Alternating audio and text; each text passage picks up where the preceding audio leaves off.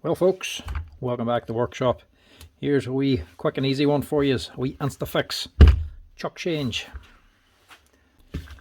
Makita drill needs a new chuck. Your man wants a keyed chuck fitted instead of a keyless one. These here can sometimes be a little bit awkward, to be honest, because unlike a cordless drill, there's no screw in the middle.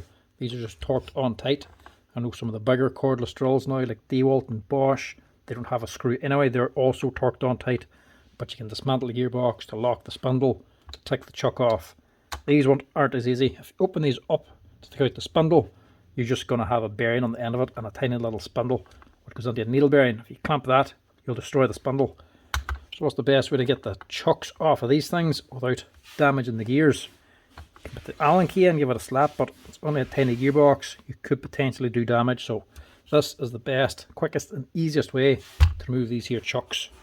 All you need is a couple of steel bars. These are actually off old sash clamps. As you can see, they've been used for this job several times before. I also use these on the bearing press as well for supporting things. You have a pair of bars like this and a vise. And all you're going to do is, if you look inside the slot of the drill there's actually two flats on the spindle inside. You could use a spanner, something ground down so it's nice and thin, or if you had a thin spanner for it, but they're generally not strong enough to hold that, especially on an older drill. Spanner that's actually full size just doesn't fit into that gap. So a vise, a pair of bars like these is the perfect job for it. All you're doing is sitting the bar on the two flats, like so, and then clamp that in the vise, hold it down tight, good, bear down good and hard on it. That'll lock the spindle. Then you can get an Allen key in here and easily just wring off that there chuck. Now, not the easiest thing to balance on your own on the vise, but it can be done.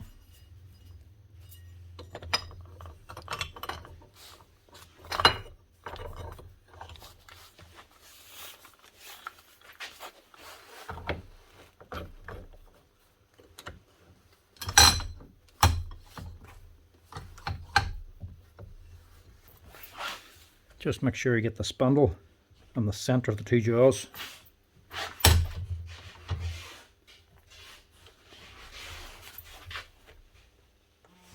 Get it on nice and tight. My question is now, will an Allen key fit this?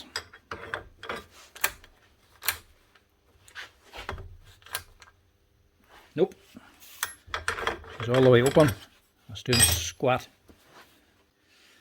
Luckily these ones here have an actual hex on the end of them, so you can fit a 19mm spanner to grip it. And if they don't have that and it's just a pure round chuck, 10mm Allen key is not going to fit it. But you can use a 12mm Allen key if you're stuck. It'll not fit in, but if the jaws are all the way back and it's fully open, you line up the jaws to the flat, you can actually just beat this in with a hammer to lock it in place, and then just use the Allen key to take the chuck off. But if it has this, you can just use a 19mm spanner.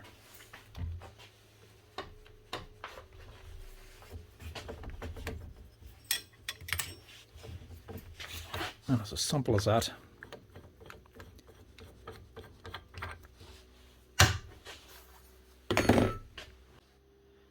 As you can see, it's a good solid hold. The actual bars are sitting on the flats, so it locks on solid, and they're not too thick to interfere with the actual chuck and squish it. You can put a new chuck onto that now and it'll be tight against the spindle and not pressed against these bars. Now, to help lock it on, get a bit of blue or red Loctite on them threads just to help to hold it. And stick on your new chuck. That's just a cheap and cheerful one, nothing special. It's not branded or anything, I don't think so anyway. Nah, it's just a standard 1/2" keyed chuck. Nothing then to hold it with a spanner, so just use your Allen key. thread it on.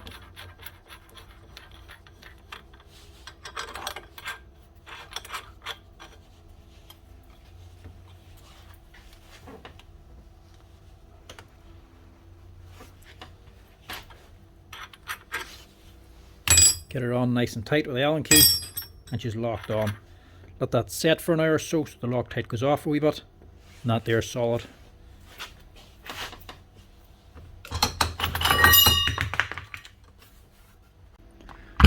And that's it. That's where you easily change the chuck on one of these older precision corded drills.